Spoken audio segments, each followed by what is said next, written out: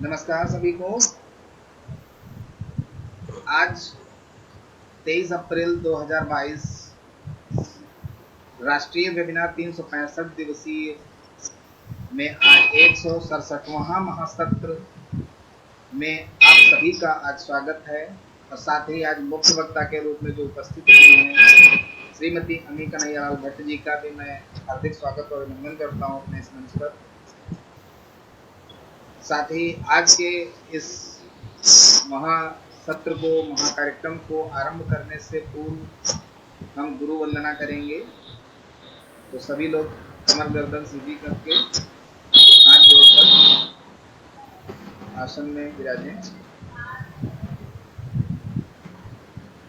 गुरुर्ब्रह्मा गुरुर्विष्णु गुरुर्देवो महेश्वरा गुरुर्साक्षात् परब्रह्म तस्मै श्री गुरुवे नमः।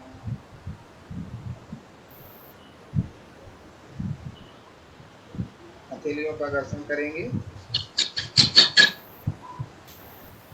और कोमलता से अपने चेहरे पर स्पर्श करेंगे और सहजता पूर्वक धीरे धीरे आंखों को खोलेंगे। पुनः सुस्वागतम सभी का। जैसा कि अभी मैंने बताया, आज की मुख्य वक्ता श्रीमती अमी कन्हैयालाल भट्ट जी राजकोट गुजरात से उपस्थित हुई हैं। आज का जो मुख्य विषय है वो कठोपनिषद पे है और साथ ही मैं संक्षिप्त में परिचय दे देना चाहता हूँ कि पूर्व में भी कई हमारे वेबिनार आयोजन में उपस्थित हो चुकी हैं और बहुत ही अच्छे टॉपिक पर व्याख्यान दिया है। उसके साथ ही आज के इस व्याख्यान में भी बहुत कुछ नया समझने को मिलने वाला है, सीखने को मिलने वाला है। तो मेरी गुजारिश है उन सभी से जो लगातार जुड़े रहते हैं हमारे फेसबुक लाइव चैनल से। परिचय की बात करते हैं तो diploma in yoga from Somnath Sanskrit university से किया हुआ है और 3rd level of YCB yoga certification board से सर्टिफाइड हैं और yoga faculty at Mudita yoga professional centre में इस समय कार्यरत भी हैं। और भी कई इस तरीके से समाज सेवा कार्य हो रहे हैं संस्थाओं के साथ, जिसमें आज का भी कार्यक्रम एक समाज सेवा के रूप में ही है। तो आज के इस स्पीच के लिए मैं पुनः उनका स्वागत और अभिनंदन करता हूँ और अब मैं आमंत्रित करूंगा अनुपम कुमार जी को कि वो आए और श्रीमती अमी कन्हैयालाल भट्ट जी का स्वागत और अभिनंदन करें और आज के इस कार्यक्रम को आरंभ करें। धन्यवाद।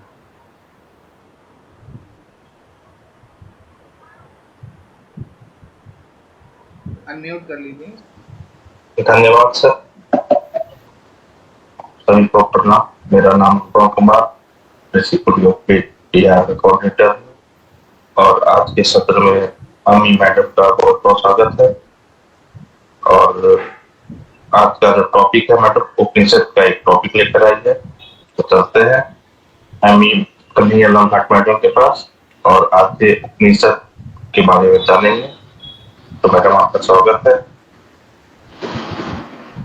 धन्यवाद। सबसे पहले यहाँ पर मुझे आमंत्रित करने के लिए ऋषिकुल योगपीठ का मैं सादर धन्यवाद अदा करती हूँ। साथ ही साथ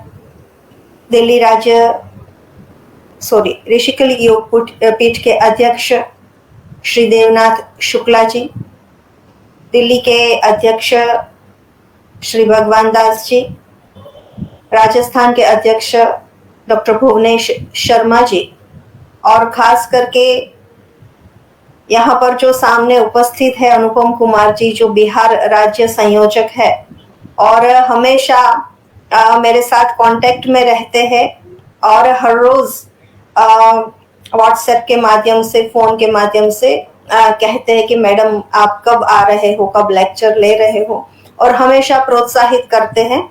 और उनका मैं खास तौर पर धन्यवाद अदा करना चाहूंगी। फिर से एक बार आप सभी का बहुत बहुत धन्यवाद यहाँ पर मुझे आमंत्रित करने के लिए। ज्ञान की ये जो गंगा हम सबके घर तक पहुंच रही है। वैसे अगर गंगा में डुबकी लगाना है तो गंगा तक जाना पड़ता है, हरिद्वार जाना पड़ता है, लेकिन ऋषिकुल योगपीठ वो कार्य कर रही है कि घर बैठे सब गंगा पान कर रहे हैं और इस ज्ञानामृत का, अमृत रस का पान कर रहे हैं। तो इसके लिए भी मैं सादर आप सभी का बहुत बहुत धन्यवाद अदा कर रही हूँ। तो आज मैंने टॉपिक जो चुना है वो है कठोपनिषद। YCB में और योग की सभी एग्जाम्स में उपनिषद एक बहुत अहम हिस्सा होते हैं। तो उपनिषद के बारे में चर्चा करेंगे और आगे भी जो सत्र होंगे तो जो मुख्य 10 उपनिषद है उनकी भी हम बारी बारी से चर्चा करेंगे। तो सबसे पहले उपनिषद का अगर हम सामान्य अर्थ देखें तो उपनिषद का मतलब होता है कि ज्ञान हेतु समीप बैठना। किसके समीप बैठना? तो गुरु के समीप बैठकर जो ज्ञान हम प्राप्त करें वो ही उपनिषद कहलाता है। गुरु के पास बैठना, योग्य गुरु के पास, ज्ञानी गुरु के पास बैठना और वेदों के जो आध्यात्मिक और दार्शनिक तत्व है उनका विवेचन करना, तो ये उपनिषद माना जाता है। दूसरे शब्द में अगर हम कहें तो उप प्लस नी प्लस शद, तो उप और नी इन दो उपसर्गों के साथ सद धातु के साथ क्विप प्रत्यय के प्रयोग से उपनिषद शब्द बना हुआ है। सद धातु के वैसे 3 अर्थ मान्य में आते हैं, विनाश, गति और अवसादन। तो इस आधार पर अगर हम उपनिषद को समझे तो जो पाप और ताप का विनाश करे, सच्चा ज्ञान प्रदान करें और आत्मा की प्राप्ति कराएं, विद्या और अविद्या को जो कृश करे, उसको निर्माल्य करे, वो उपनिषद है। तो वैसे तो कुल उपनिषदों की संख्या है वो 108 मानी जाती है, लेकिन 10 या 11 मुख्य उपनिषद माने जाते हैं। सामान्य तौर पर जिनका आदि शंकराचार्य जी ने विवेचन किया है, जिनके ऊपर भाष्य लिखे हैं, वो 10 या 11 है। तो उस हिसाब से इन्हें मुख्य उपनिषदों की श्रेणी में रखा जाता है। तो मुख्य उपनिषद जो 10 है उसमें है ईश, केन, कठ, मांडुक्य, मुंडक, तैतरीय, आयतरीय, बृहदारण्यक और छांदोग्य। इसके उपरांत श्वेताश्वेतर उपनिषद को भी मुख्य उपनिषद की श्रेणी में रखा गया है। तो उपनिषद को श्रुति ग्रंथ भी कहते हैं और वेदों का अंत भाग होने के कारण उसे वेदांत भी कहा जाता है। तो ये कुछ उपनिषद की बातें मैंने आप लोगों के साथ साझा की और अब हम चलते हैं, हमारा जो मुख्य विषय है आज का वो है कठोपनिषद। कठ उपनिषद, तो उसको जब मिलाते हैं 2 शब्दों को तो कठोपनिषद ऐसा माना जाता है। तो कठोपनिषद जो है वो कृष्ण यजुर्वेद की कठ शाखा के अंतर्गत आता है।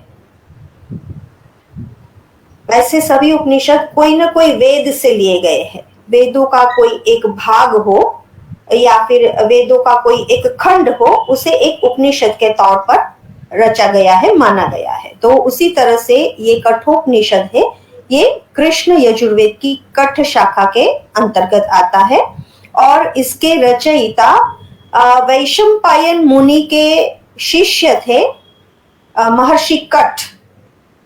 उसको इसका रचयिता माना जाता है और इसी के कारण इसे कठोपनिषद कहा जाता है। दूसरी एक मान्यता के अनुसार इसमें कथा के रूप में पूरी बात बताई गई है, तो इसके कारण भी कथा उपनिषद, इस तरह से भी इसे कठोपनिषद कहा गया है। इस उपनिषद की जो मुख्य बात है वो है परमात्मा के रहस्यमय तत्वों को एक कहानी के रूप में बहुत ही सरल तरीके से यहाँ पर बताया गया है। और खास करके वाचस्रवा ऋषि और उनके पुत्र नचिकेता, वाचस्रवा ऋषि थे वो अरुण के पुत्र उदालक के पुत्र थे। उदालक ऋषि का नाम भी आप लोगों ने सुना होगा, उसका एक नाम वाचस्रवा भी है। तो वाचस्रवा ऋषि और नचिकेता के बीच का संवाद और फिर नचिकेता और यमराज के बीच का संवाद इस उपनिषद का मुख्य संवाद, जो डायलॉग्स हुए हैं वाचस्रवा ऋषि और उनके पुत्र के बीच, फिर नचिकेता और यमराज के बीच, तो ये कहानी के रूप में पूरे संवाद को बहुत ही सरल रूप में इस उपनिषद में प्रस्तुत किया गया है। इस उपनिषद में 2 अध्याय है और प्रत्येक अध्याय में 3-3 वल्लियां हैं, यानी कि प्रत्येक अध्याय में और 3-3 चैप्टर्स हैं। तो आइए अब शुरू करते हैं उनका जो विषय है, क्या है इस उपनिषद में, कौन सी बात को रखा गया है। तो सबसे पहले प्रथम अध्याय में वाचस्रवा ऋषि एक यज्ञ कर रहे हैं और यज्ञ में हम सब जानते हैं कि यज्ञ पूरा हो जाने के बाद कुछ दान दक्षिणा वगैरह दिया जाता है। तो इसी आधार पर जब दान देने की बारी आती है तो वाचस्रवा ऋषि है वो दान करते हैं और दान जो करते हैं उसमें वाचस्रवा ऋषि है वो अपनी पुरानी बूढ़ी जो गाय थी, जितनी भी उनके पास पुरानी गायें थी उनका वो दान करते हैं। तो नचिकेता को ये बात थोड़ी अच्छी नहीं लगती, क्योंकि जो दान हम करें तो दान हमेशा प्रिय वस्तु का होना चाहिए। तो यहाँ पर जो वाचस्रवा ऋषि थे वो दान तो करना चाहते हैं, लेकिन दान कर रहे थे वो गायें थी जिन्होंने दूध देना बंद कर दिया है, ऐसी गायें थी। तो नचिकेता को ये बात अच्छी नहीं लगी, तो फिर उसने अपने पिता को पूछा कि भाई पिताजी आप क्यों ऐसी गायों को दान में दे रहे हैं। तो उसके पिता ने कुछ जवाब नहीं दिया। नचिकेता बार बार ये क्वेश्चन अपने पिता को पूछते रहता है, तो वाचस्रवा ऋषि है वो गुस्सा हो जाते, क्रोधित हो जाते हैं और टालने लगते हैं नचिकेता की बात को। फिर से नचिकेता पूछते हैं कि भाई तो आप मुझे किसको दान में दोगे। तब उसके पिता बहुत ही क्रोधित हो जाते हैं और गुस्से में आकर कहते हैं कि जाओ मैं तुम्हें यमराज को दान में दे रहा हूं। इस बात पर नचिकेता भी अडग हो जाता है और वो यमराज के पास चला जाता है। जहां पर वो पहुंचता है यमलोक, तो यमराज वहां पर नहीं थे। तो वो 3 दिन और 3 रात तक यमराज का इंतजार करते हुए वहीं पर भूखा प्यासा, छोटा सा बच्चा है नचिकेता, भूखा प्यासा वहां पर बैठ जाता है और यमराज का इंतजार करने लगता है, उनकी प्रतीक्षा करता है। 3 दिन के बाद जब यमराज वापिस आते हैं तो उन्हें बहुत बुरा लगता है कि एक छोटा बच्चा 3 दिन और 3 रात तक इंतजार में है, भूखा प्यासा। तो उन्हें तकलीफ होती है कि मैं इस छोटे से बच्चे का आतिथ्य भाव नहीं कर पाया, आतिथ्य सत्कार नहीं कर पाया।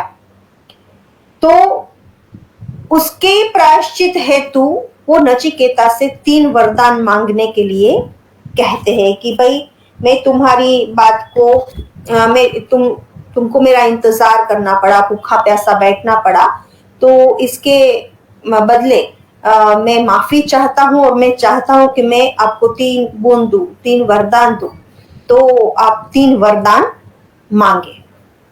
इस बात पर नचिकेता जो था वो पहला वरदान मांगता है कि हे यमराज, अगर आप वाकई मुझसे खुश है तो जब मैं यहां से वापस जाऊं मेरे घर पर, तो मेरे पिता का क्रोध है वो शांत हो जाए और वो पहले जैसा प्रेम पूर्ण व्यवहार मुझसे करने लगे। यमराज कहते हैं तथास्तु। ये वरदान यमराज उन्हें दे देते हैं कि हाँ यही होगा, तुम यहां से जब वापस जाओगे तो तुम्हारे पिता का क्रोध है वो शांत हो जाएगा और वो फिर से तुम्हें प्यार से, प्रेम भाव से तुम्हारे साथ व्यवहार करने लगे। अब दूसरे वरदान की बात आती है। यहां पर नचिकेता यमराज से मांगते हैं कि स्वर्ग को पाने का साधन, यानी कि जो अग्नि विद्या है उसका ज्ञान आप मुझे दें। अब यहां पर यमराज थोड़े विचार में पड़ जाते कि ये इतना छोटा बच्चा है और अग्नि विद्या सीखना चाहता है, अग्नि विद्या की बात, तो वो कुछ और क्वेश्चंस पूछते हैं नचिकेता को, वो परखने चाहते हैं कि ये छोटा सा बच्चा अग्नि विद्या के बारे में जानना चाहता है तो वाकई में उसके पास कितना ज्ञान है। तो 1-2 क्वेश्चन पूछते हैं, उनका बहुत अच्छे से जवाब नचिकेता देता है। तो यमराज यहाँ पर भी तथास्तु कहते हैं और इस अग्नि विद्या का वरदान मांगने के लिए वो एक अतिरिक्त वरदान देते हैं यमराज नचिकेता को कि भाई इस वरदान के लिए मैं तुम्हें एक और वरदान देता हूं कि आज से ये अग्नि विद्या है, जो यज्ञ विद्या है, जो स्वर्ग को पाने का साधन की विद्या है, वो नचिकेत अग्नि के नाम से जानी जाएगी। तो दूसरे वरदान की प्राप्ति पर उसे एक और अतिरिक्त वरदान मिलता है और साथ ही साथ यमराज एक माला भी उसे भेंट करते हैं। अब नचिकेता तीसरा वरदान मांगता है और तीसरे वरदान के रूप में वो यमराज से ब्रह्म विद्या जानना चाहता है, ब्रह्म का रहस्य जानना चाहता है। तो द्वितीय वरदान पर यमराज प्रसन्न हो जाते हैं, उन्हें नचिकेत अग्नि के नाम से जानने का वरदान देते हैं।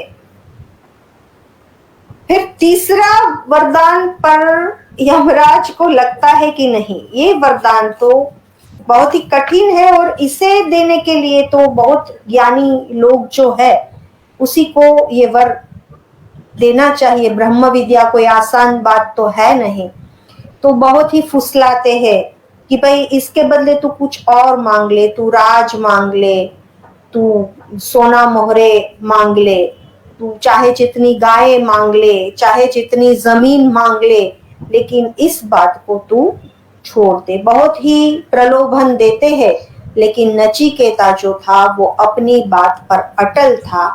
वो बोला कि नहीं, मुझे आपसे ब्रह्म विद्या ही जाननी है। तो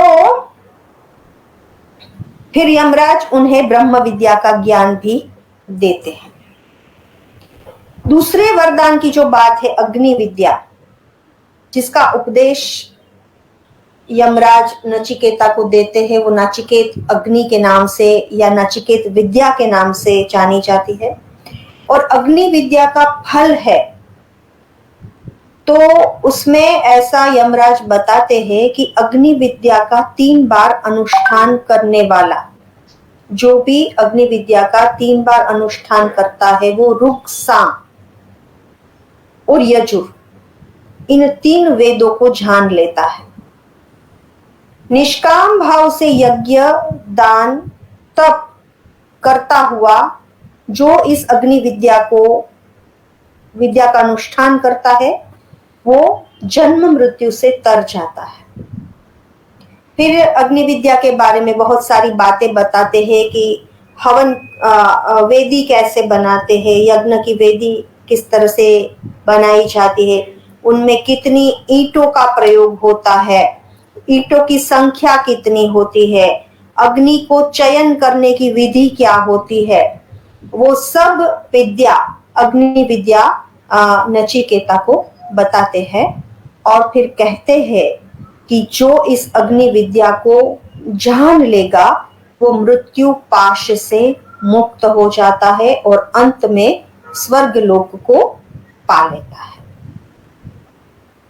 तो पहला वर तो इजी था कि भाई तुम्हारे पिता खुश हो जाएंगे। दूसरे वरदान में पूरा अग्नि विद्या का पूरा ज्ञान यमराज नचिकेता को देते हैं। तो और तृतीय प्रश्न जो है वहां पर मैंने कहा उस तरह ब्रह्म ज्ञान की बात वहां पर आती है और फिर यमराज हार जाते हैं नचिकेता की हठ के आगे, नचिकेता के अड़ग निश्चय के आगे, और फिर उन्हें ब्रह्म विद्या का ज्ञान वो देते हैं। ये पूरी प्रथम अध्याय की प्रथम वल्ली में इतनी बात आती है। अब प्रथम अध्याय की जो द्वितीय वल्ली है उसमें जीवन यात्रा हेतु 2 मार्ग की बात यमराज बताते हैं कि जीवन यात्रा जब भी कोई सामान्य मनुष्य करता है तो 2 मार्ग उनके सामने होते हैं। एक मार्ग होता है कल्याणकारी मार्ग, वो मार्ग जो होता है वो हमेशा श्रेष्ठ फल ही देता है, और दूसरा जो मार्ग है वो प्रिय लगने वाला मार्ग। हमें कहीं भी कोई डेस्टिनेशन पर जाना होता है तो 2 मार्ग होते हैं, एक शॉर्टकट होता है, एक हाईवे होता है। तो एक मार्ग पर जो जाते हैं वहां हाईवे पर बहुत सारी होटल्स आती है, बहुत सारे खाने पीने की चीजें आती है, यानी कि प्रलोभन बहुत सारे आते हैं। दूसरा मार्ग है वो सीधा मार्ग जाता है हमारी मंजिल तक। तो प्रायः लोग पहले वाले मार्ग को चुनते हैं जो प्रलोभन देता है, जो मन को प्रिय लगे, ऐसा मार्ग है। और वो ऐसा मार्ग जो होता है वो अक्सर हमें भटका देता है। तो यहाँ पर 2 मार्गों की चर्चा की है। उसके बाद आत्मज्ञान की दुर्लभता के बारे में यमराज बताते हैं कि आत्मज्ञान है वो बहुत ही सूक्ष्म होता है और इसी कारण ये सभी लोगों की समझ में नहीं आता है। आत्मज्ञान को पाने वाला कोई विरला ही होता है, कोई योगी ही होता है जिन्हें आत्मज्ञान प्राप्त हो सकता है। उसके बाद परमात्मा के स्वरूप की चर्चा भी वहां होती है और ओंकार को परमात्मा का स्वरूप, अक्षर ब्रह्म का स्वरूप वहां पर माना गया है। और आगे कहते हैं कि इस अक्षर ब्रह्म को जानना ही आत्मज्ञान है। उसके बाद पहले अध्याय की तृतीय वल्ली है, उसमें परमात्मा की प्राप्ति हेतु साधनों की चर्चा की है। और यहाँ पर हम सब जानते हैं कि शरीर को रथ की उपमा दी गई हुई है और जो जीवात्मा है, जो नर है, वो रथ का स्वामी माना गया हुआ है। बुद्धि है, उसे रथ का सारथी माना है। इंद्रियां है, वो रथ के घोड़े हैं। जो विषय है वो घोड़ों के चलने का मार्ग बताया गया है। और लास्ट में मन है, उसे लगाम बताया गया है। तो रथ का जो स्वामी है विवेकशील बुद्धि रूप सारथी वाला, और मन रूपी लगाम को वश रखने वाला होता है।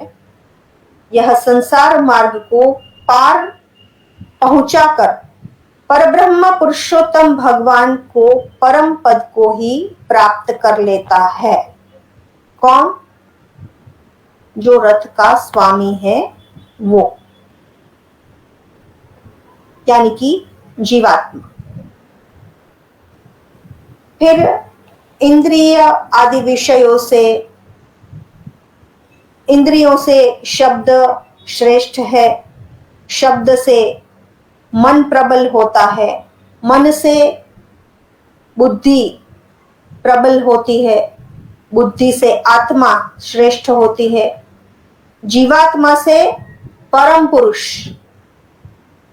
श्रेष्ठ होता है, और उस परम पुरुष परमात्मा से श्रेष्ठ कुछ भी नहीं है।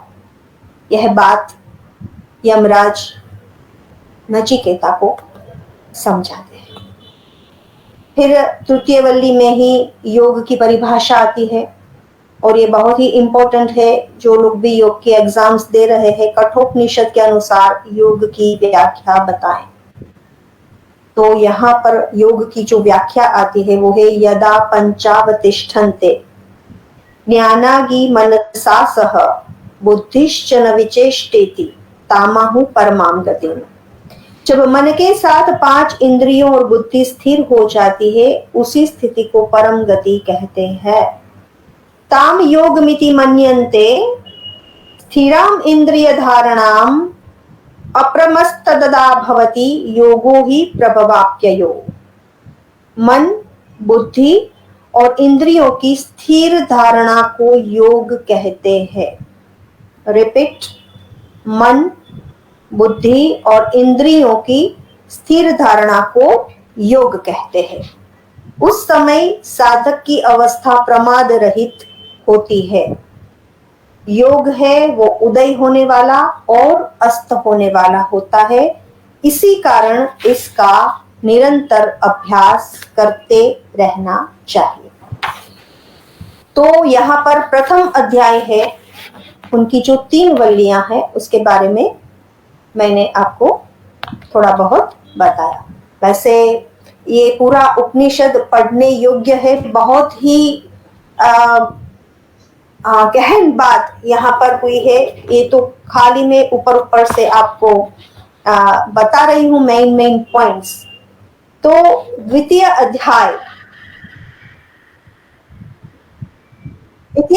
अध्याय है, उसमें परमेश्वर की प्राप्ति में आने वाली बाधाएं की चर्चा की गई है। आवाज कहाँ से? ठीक है। फिर उसका निवारण, बाधाएं आती है तो उसका निवारण कैसे किया जाता है, हृदय में उनकी स्थिति कैसी होती है, परम तत्व की सर्वव्यापकता क्या होती है, संसार रूपी उल्टे पीपल के वृक्ष का विवेचन, ईश्वर विश्वास, मोक्ष और ब्रह्म प्राप्ति की चर्चा यहाँ पर की गई है। तो द्वितीय अध्याय है, उसकी पहली वल्ली है, उसमें मनुष्य के भटकाव का कारण, मनुष्य क्यों भटकता है या क्या ऐसी बाधाएं आती है, क्यों आती है। तो इसकी बात कहते हैं कि परमात्मा ने समस्त इंद्रियों के मुख को बाहर की ओर जाने वाला बनाया है। हम सब जानते हैं कि इंद्रियां बहिर्मुखी होती है और इसीलिए जीवात्मा बाह्य विषय को ही देखता रहता है, अंतरात्मा को नहीं देख सकता।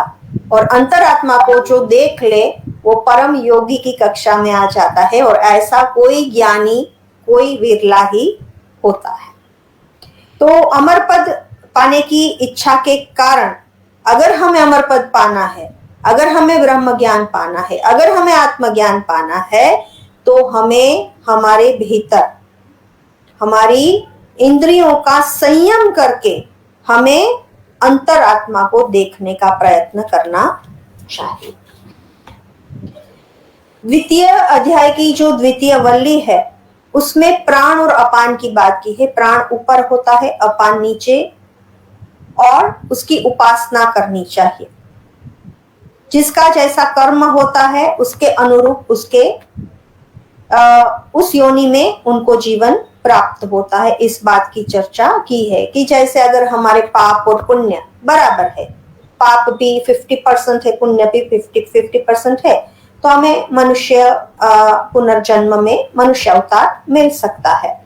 जिनके पाप अधिक है और पुण्य कम है वो पशु पक्षी की योनि में जन्म लेते हैं, और जिनके पाप अधिक होते हैं वो वृक्ष आदि जड़ जीवन पाते हैं, ऐसी बात यहाँ पर की गई है। फिर जो द्वितीय अध्याय की जो तृतीय वल्ली है उसमें परमात्मा तत्व का मानव शरीर में स्थान कहाँ पर है, इस बात की चर्चा भी की गई है कि परम तत्व जो है, परमात्मा रूपी तत्व है, वो अंतर्यामी है और अंगुष्ठ मात्र परिमाण वाला है। वो मनुष्य के हृदय में स्थित होता है, ऐसी बात यहाँ पर की गई है, और उसी को विशुद्ध अमृत समझना चाहिए।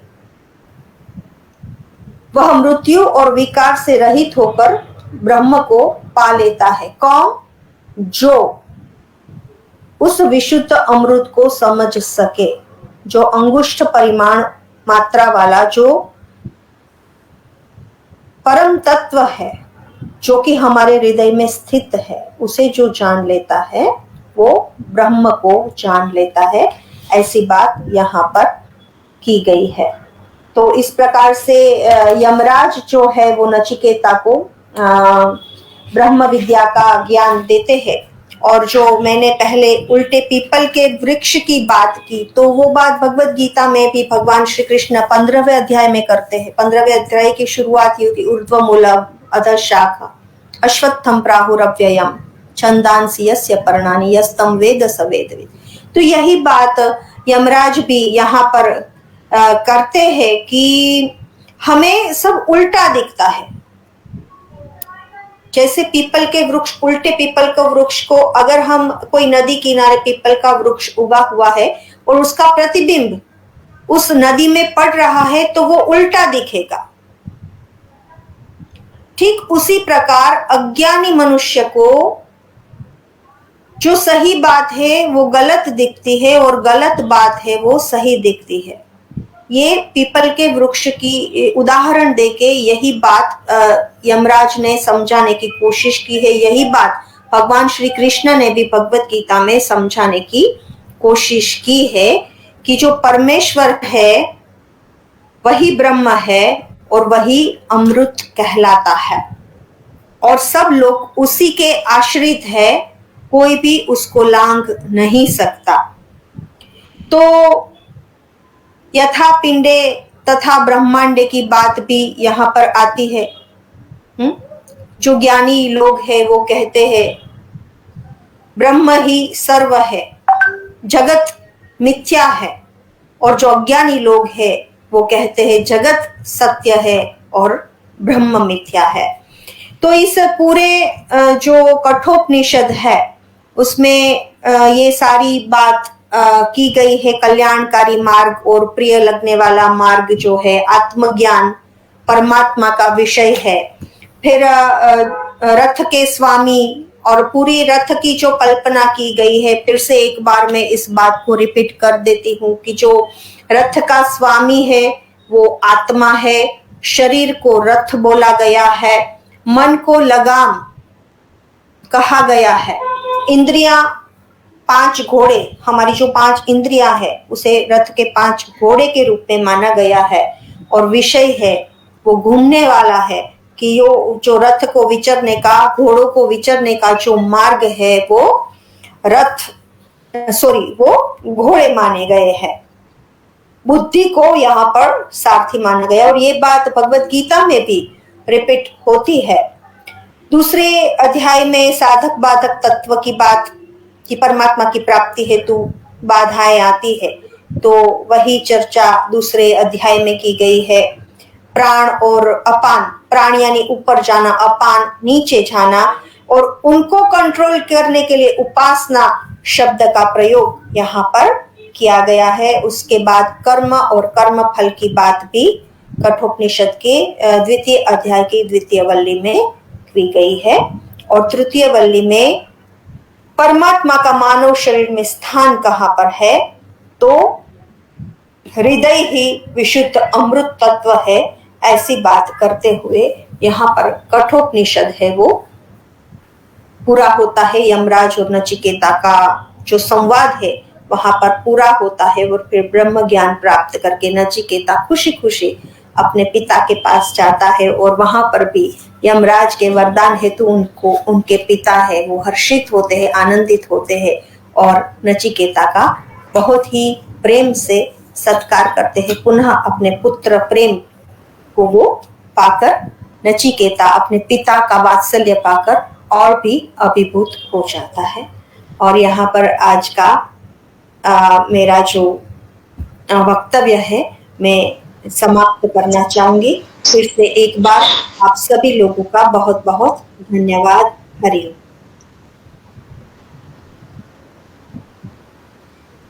बहुत बहुत धन्यवाद श्रीमती अमी कन्हैयालाल भट्ट जी को। आज का महासत्र बहुत ही सराहनीय रहा।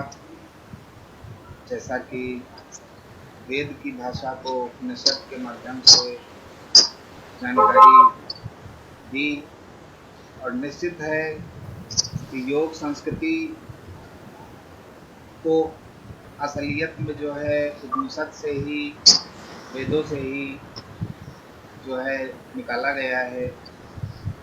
और ऐसी परिचर्चा का जो आज परिचय रहा, ये जैसा कि मैंने बताया भी कि हम आगे भी इसको कंटिन्यू कर सकते हैं, आगे भी सेशन लेंगे, फिर आपको काफ़ी हद तक संपूर्ण जानकारी देने का प्रयास किया जाएगा जी। आज समय का कुछ अभाव रहा है, जिस वजह से एक परिचय के रूप में आज जानकारी दी गई है, लेकिन वो जानकारी भी बहुत महत्वपूर्ण थी। जैसा कि पहले से बताया कि प्रतियोगी परीक्षाओं में इस पर आधारित प्रश्न पूछे जाते हैं जिन पर आप अपनी परीक्षा में सफल हो सकते हैं। तो उसके साथ ही आज के इस महासत्र के लिए ऋषिकुल योगपीठ का पूरा परिवार जो है तहे दिल से जो है उनका आभार व्यक्त करता है और धन्यवाद प्रेषित करता है।